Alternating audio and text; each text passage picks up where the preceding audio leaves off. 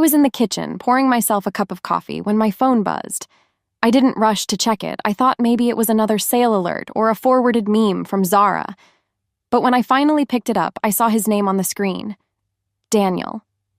Just one message. You are not coming with us to Europe. My mother prefers this vacation to be a family vacation only. I froze. I must have read it 10 times. Not coming with them? I looked around the room at the 3 neatly packed suitcases by the front door, one of them mine. I'd spent the past 2 weeks helping Daniel plan this trip, booking the hotels, organizing tours, even reminding him to get his mother's favorite spa booked in advance. And now I'm not invited? I sat down on the edge of the couch, my phone still in my hand. My fingers felt numb. The silence in the house grew louder, pressing against my ears. I thought it had to be a mistake. Maybe he sent it to the wrong person. Maybe it was a joke. But no follow-up came. Nothing. Just that one cold line. Not coming with us? Family vacation only. So that's what I am now? Not family? My mind went into overdrive. I started thinking about all the things I'd done for Daniel. I remembered standing in our garage 3 years ago, watching him break down because his startup was failing. He thought it was all over. Years of effort, gone. And I had stepped in, without hesitation. I had taken the $700,000 my father left me when he passed and wired it straight to Daniel's account. I didn't ask for a contract. I didn't ask for shares. I just believed in him, because that's what you do for family. But apparently, I wasn't his. I stood up and walked into his office. Everything in there had been bought with the money I gave him. The custom leather chairs, the framed map of the world with pins on all his business trip destinations, even the espresso machine he loved bragging about. Every inch of it whispered, Sophie built this. And now I was being told to stay behind like some forgotten assistant. I opened our group chat with his mom and his sister. Sure enough, messages had been flying around for days, photos of packed bags, nail appointment selfies, jokes about matching outfits. Not once had they mentioned anything about me not coming. They just acted like I never existed. And Daniel? He didn't even have the decency to speak to me in person. Just a text message. I set my phone down and walked upstairs. Our bedroom was spotless. I had even laid out his passport and tickets on the dresser last night, for both of us. Stupid me. I sat on the edge of the bed and stared at the carpet. For a while, I didn't cry. I just sat there, feeling everything and nothing at the same time. My heart was heavy, like it was sitting in a bucket of wet cement. Then, slowly, something inside me shifted. I started thinking about everything I had given up. My dream of starting a bakery? Gone. I had put that money into Daniel's dream instead. My weekends? Spent working on his marketing plan. My voice? Pushed aside every time his mother made a snide comment and he told me to just ignore it.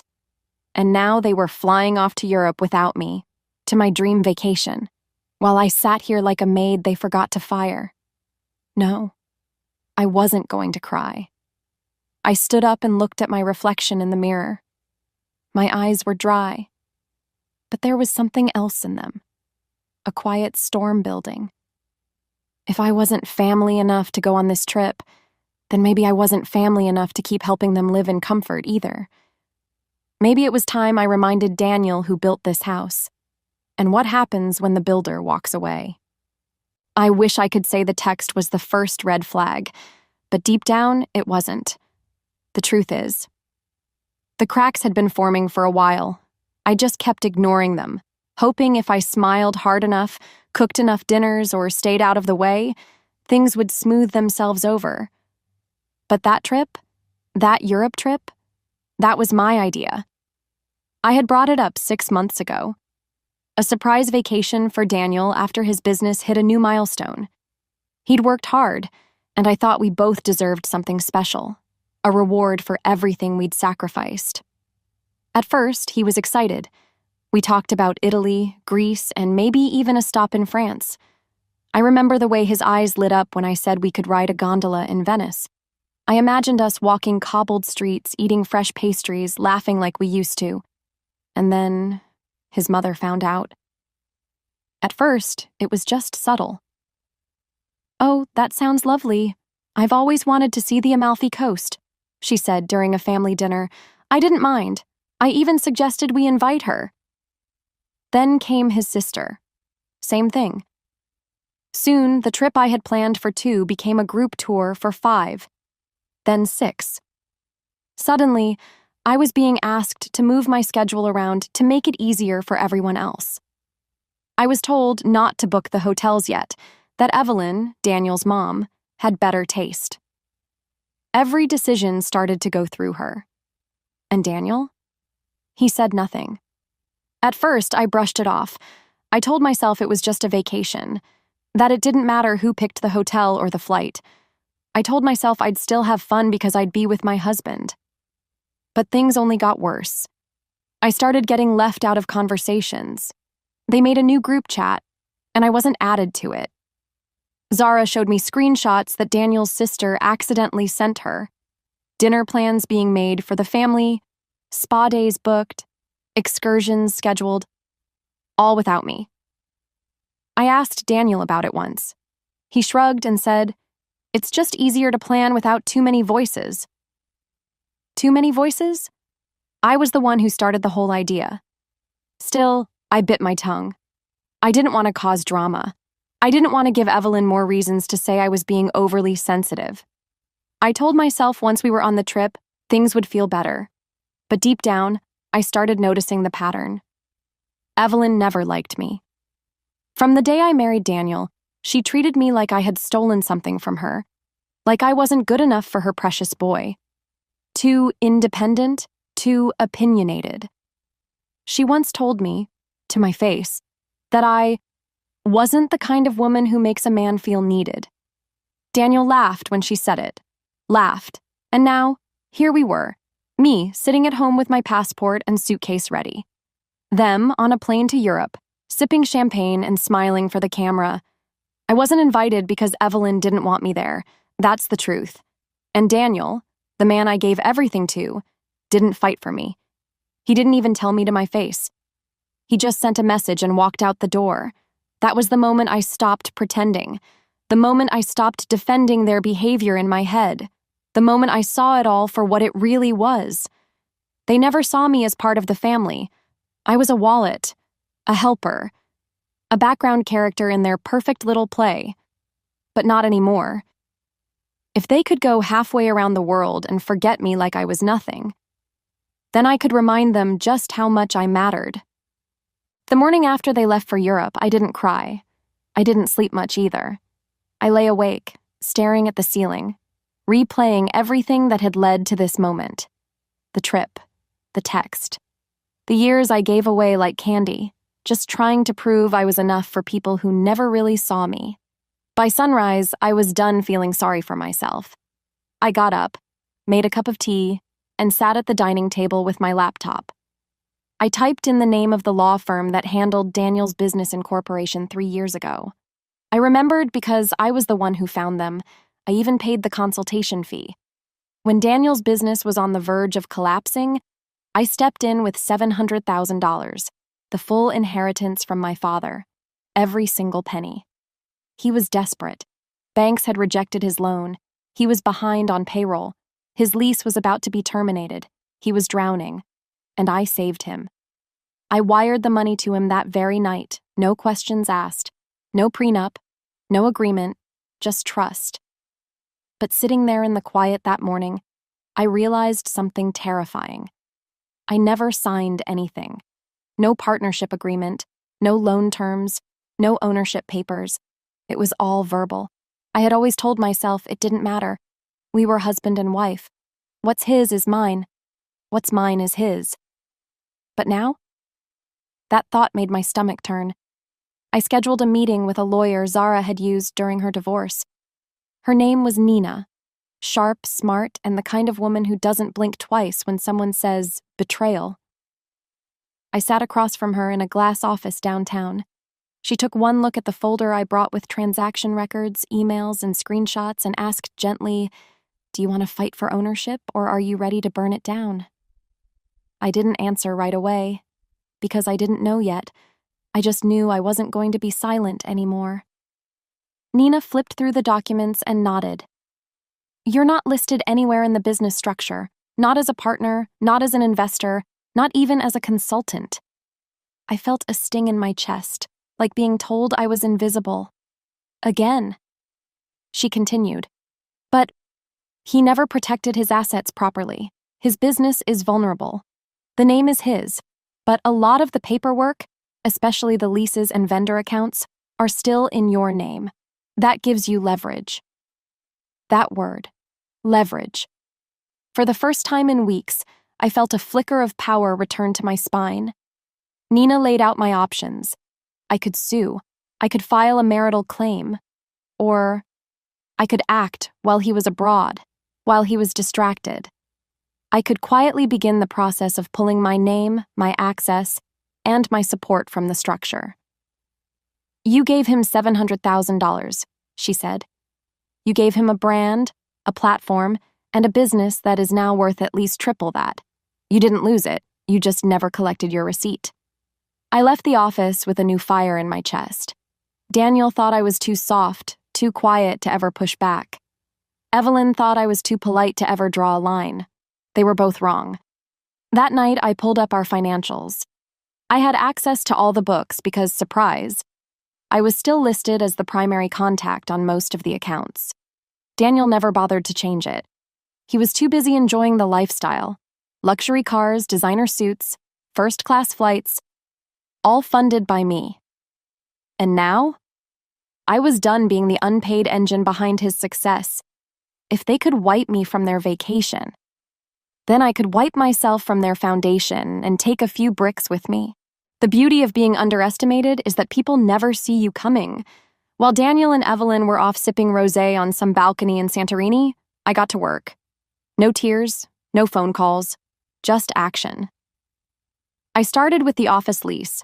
Daniel's business was based in a trendy co-working building downtown, and when we first signed the lease, I used my name and credit to secure it. Back then, his credit was awful, and the landlord insisted I co-sign. I didn't think twice. I just wanted him to succeed. But now that decision gave me power. I called the building manager, introduced myself, and casually asked when the lease renewal was due. The man told me it had already auto-renewed. Under my name. Perfect. Next, I contacted the accountant Daniel used. I introduced myself as Sophie, Daniel's wife, and explained that I was just reviewing things while he was away. It's amazing what people will hand over when you sound polite and in control. Bank accounts, vendor contracts, digital assets. So much of it was still tied to me. Daniel had been so caught up in his fancy lifestyle, he never tied up the loose ends, and now I was holding all of them. Still, I didn't want to cause chaos. Not yet. I wanted a plan that would leave no room for argument. One that would show him, clearly and legally, what happens when you erase someone who built you. That's where Zara came in. She showed up at my house with 2 iced coffees and her laptop, wearing a t-shirt that said, "Plotting in progress." We sat at the dining table like 2 women on a mission. Zara handled the business side. She found a broker who could help evaluate and quietly sell off assets. She helped me freeze any company card I was attached to, and she suggested something I hadn't even considered. Why not rent the house?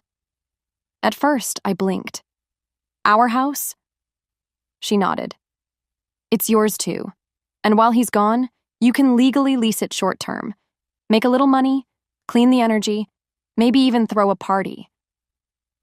I laughed, until I realized she was serious, so we listed it.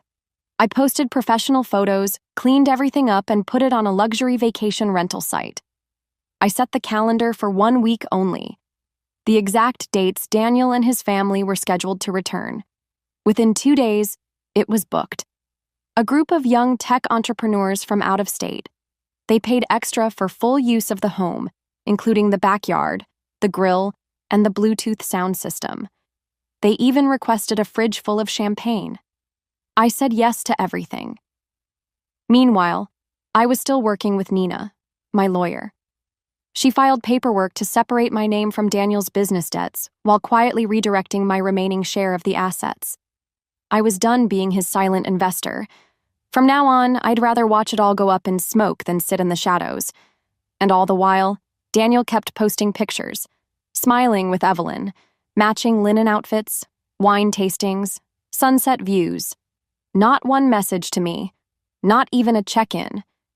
They thought I was home knitting or crying or scrolling through their pictures in a puddle of self-pity. But I wasn't. I was preparing the stage. Every corner of our life that I had helped build, I was slowly and carefully untangling myself from it, taking back what was mine, not with fire, not with screaming, just quiet, careful steps. So when they finally came home, they would walk into something that looked like our house, but no longer belonged to them. And then they'd realize what it feels like to be erased. It all came together faster than I expected. By the 5th day of their trip, every piece was in motion. The business broker had already found 2 interested buyers for Daniel's company, one local investor and one corporate travel group. Both had made offers. I accepted the higher one.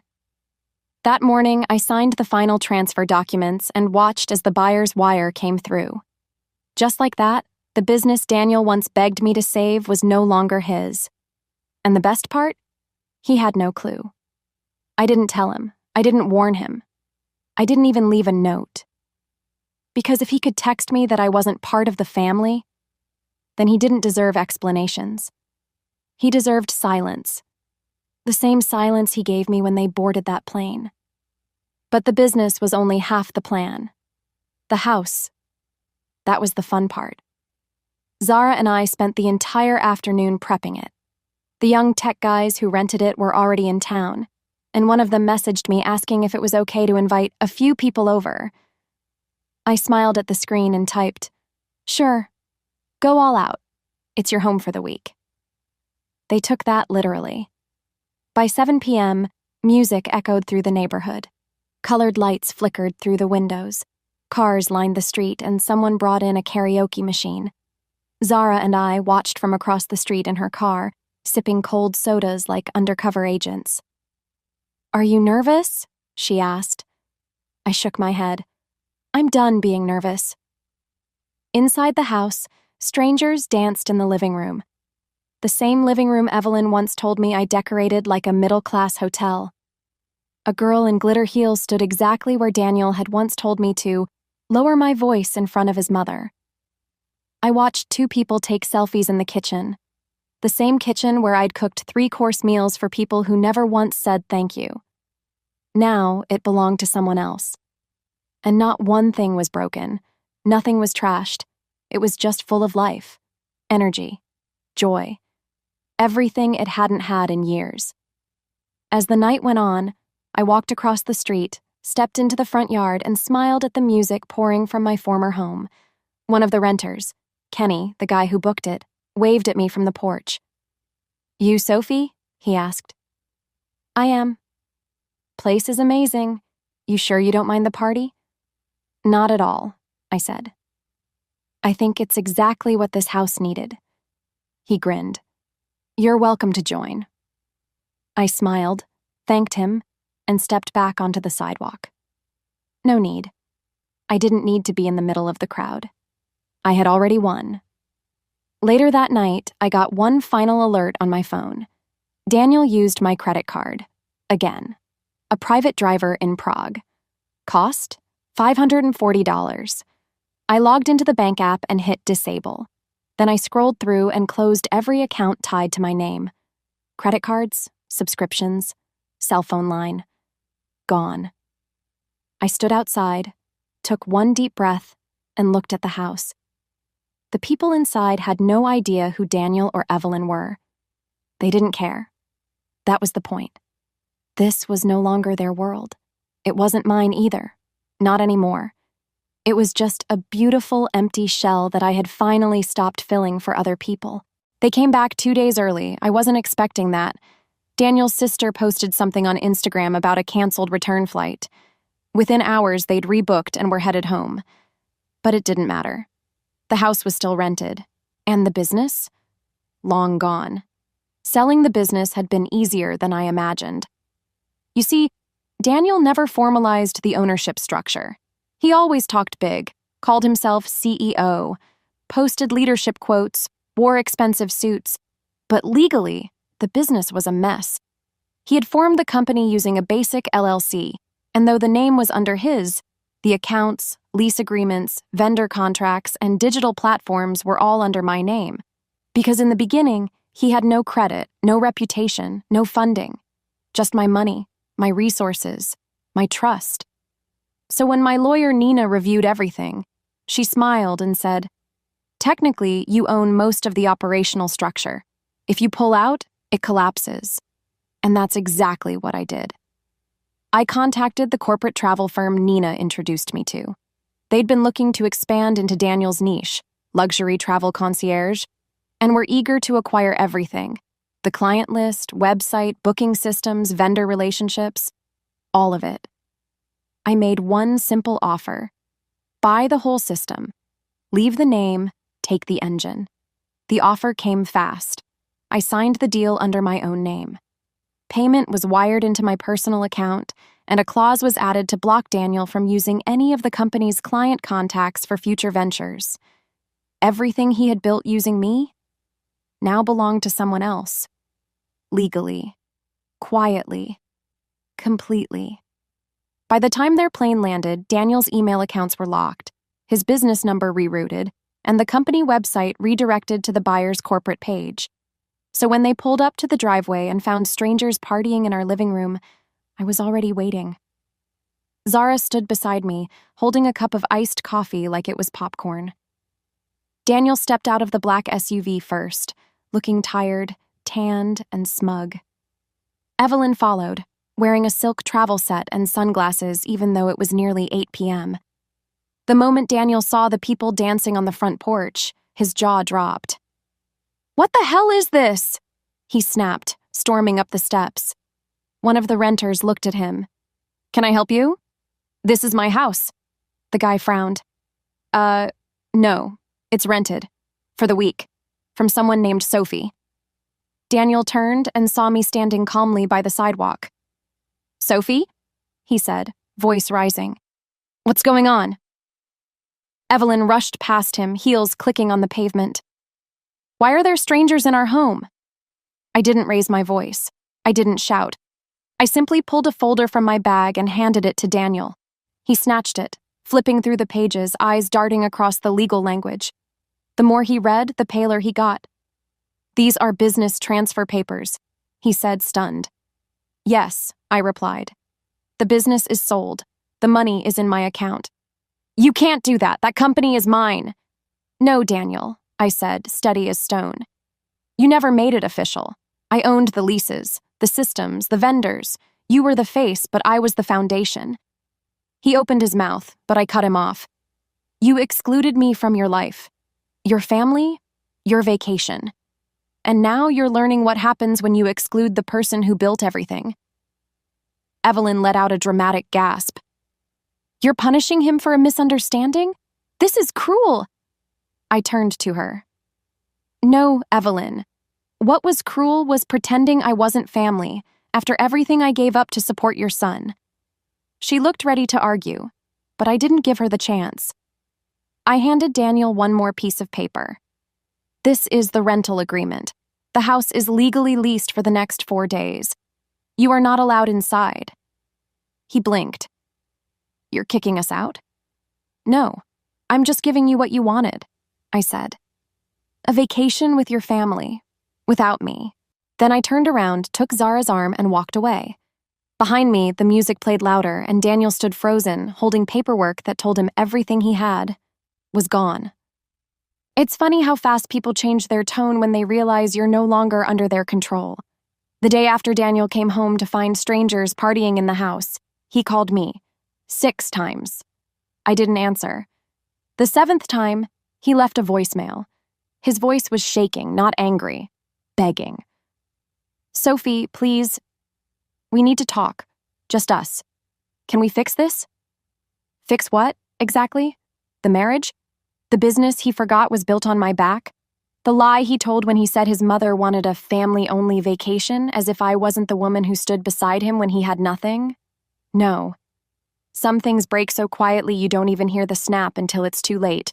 I gave him more than money.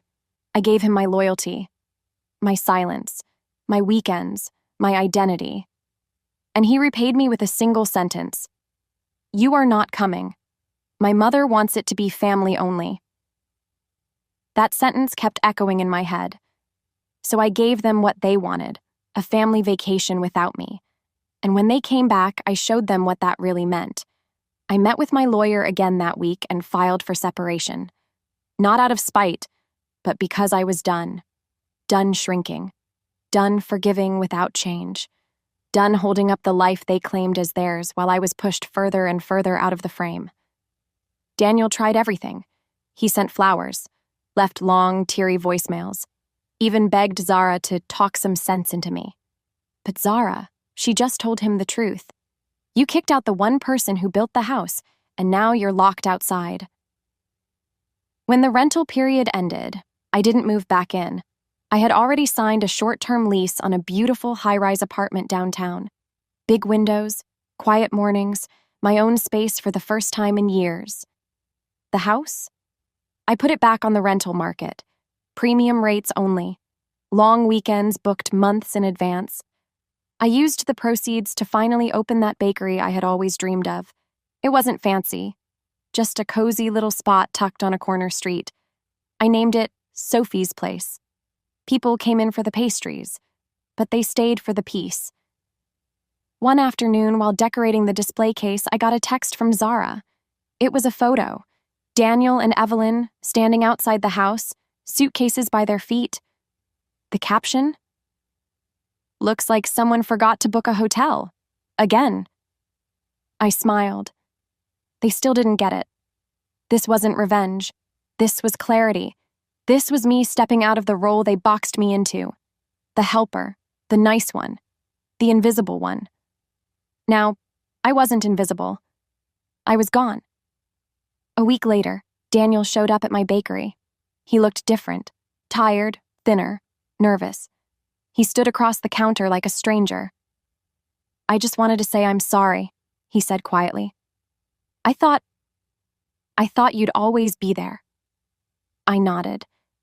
"That's the thing, Daniel. I was always there, until you made it clear I wasn't wanted." He swallowed hard. "Can we ever go back?" I looked around at the shelves of fresh-baked bread, the soft music playing, the customers smiling. "No," I said gently, "but I'm not angry anymore. I'm just free." He didn't argue. He just stood there for a few more seconds, then turned and left. Zara walked in right after. She caught the end of it and grinned. "You okay?" I nodded. For the first time in a long time. We sat by the window, two old friends sharing quiet joy. I used to think losing everything would destroy me. But the truth is, walking away from people who never saw your worth, that's when you start to live.